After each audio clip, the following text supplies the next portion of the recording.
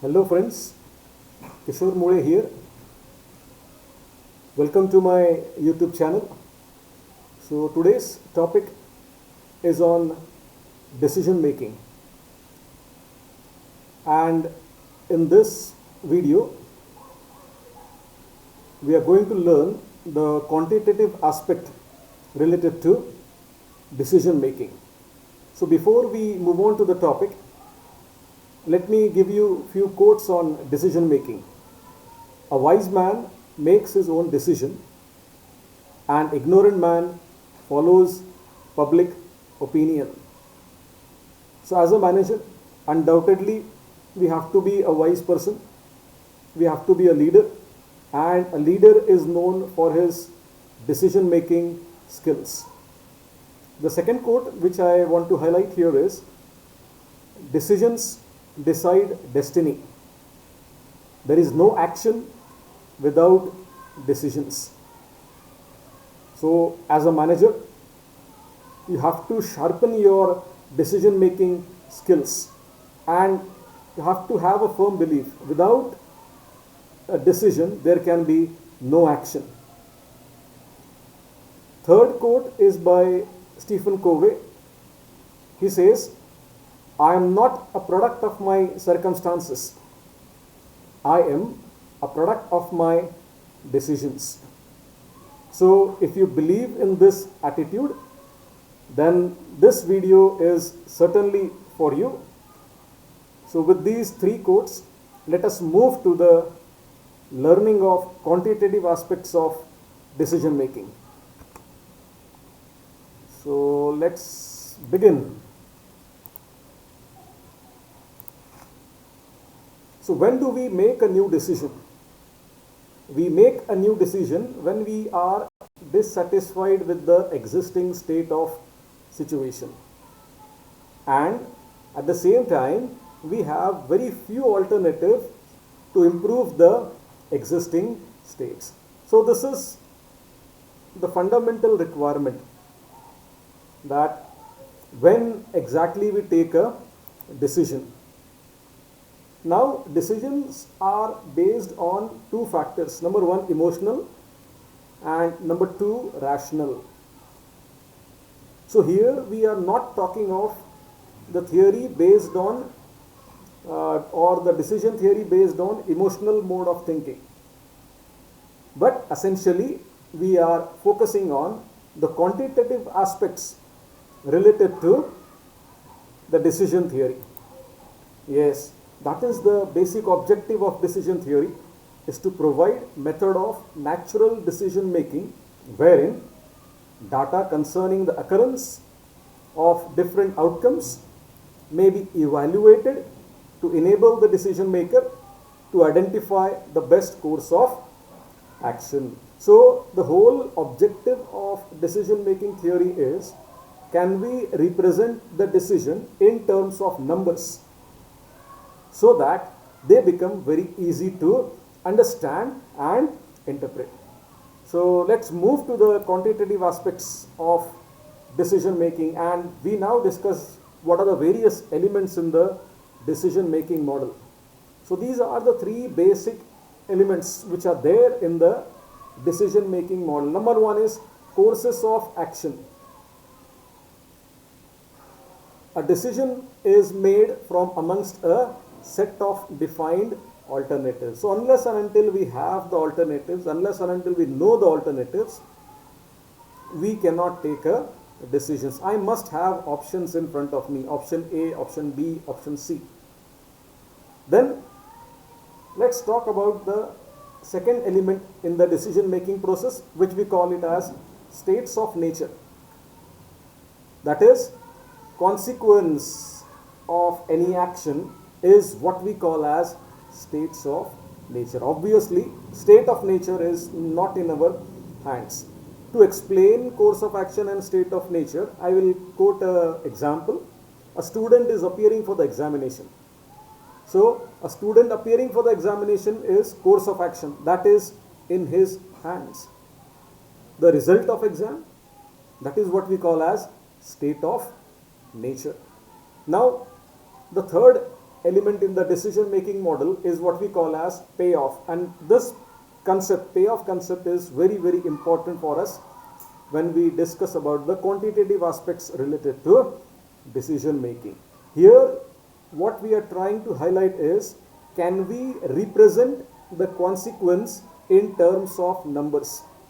So when we represent consequences in terms of numbers, it is called as payoff. If it is possible to quantify, the key word here is quantify.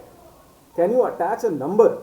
If you are able to attach a number to your known course of action, so that is what we'll call as payoff. Now, to understand these three basic terms, let us take one example. So here is an example in front of you. We are taking an example of a company which is manufacturing three types of products. So obviously when you are in a manufacturing company, you have two kinds of cost, the fixed cost and the variable cost. So these are the fixed cost. List of product. So the three products are being manufactured, product A, product B, product C. Fixed cost has been highlighted.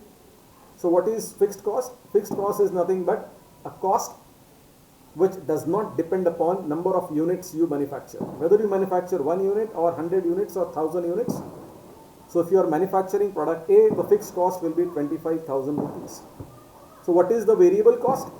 Look at the nature of variable cost. It is represented in terms of rupees per unit.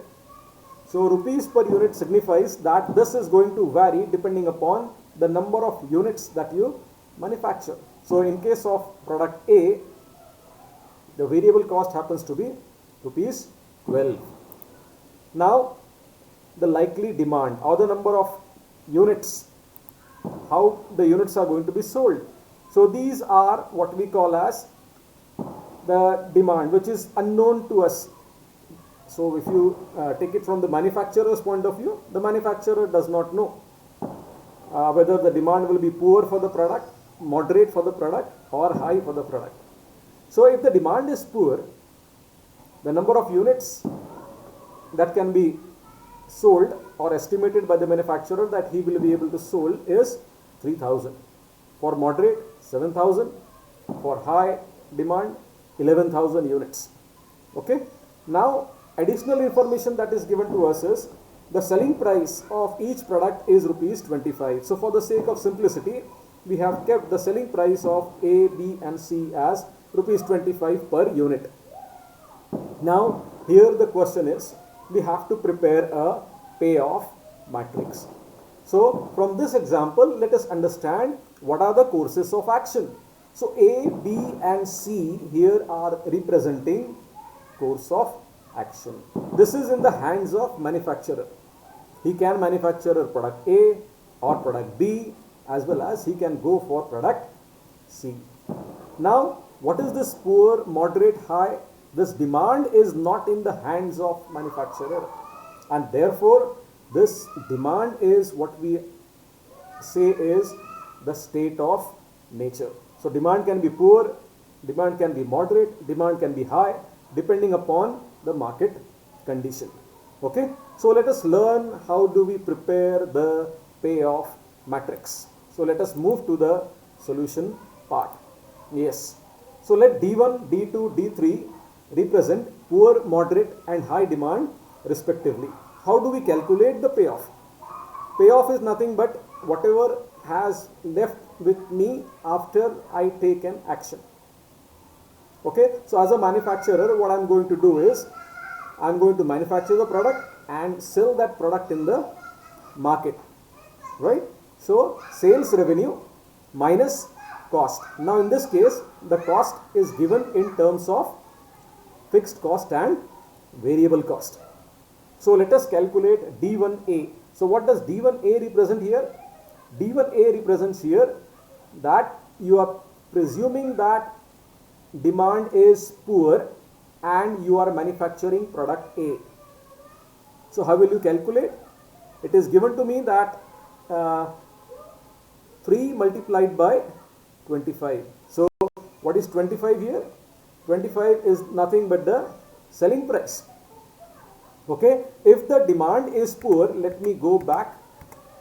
Yes, if the demand is poor, I am going to manufacture 3000 units.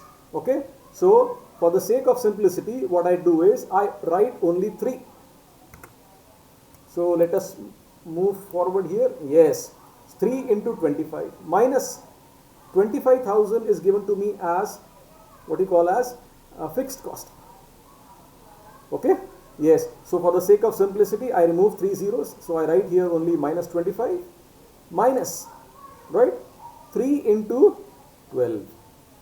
Okay, so 3 is nothing but 3000, right, and 12 happens to be the variable cost. Since variable cost is a function of number of units you manufacture, if the demand is poor, you will be able to sell what you call as 3000 units. So when you do this mathematical jugglery, you will arrive at a number of 14. Similarly, if you calculate D1B, you will get a number of 19. Let's focus on D1C. D1C says you will get a payoff of minus 5.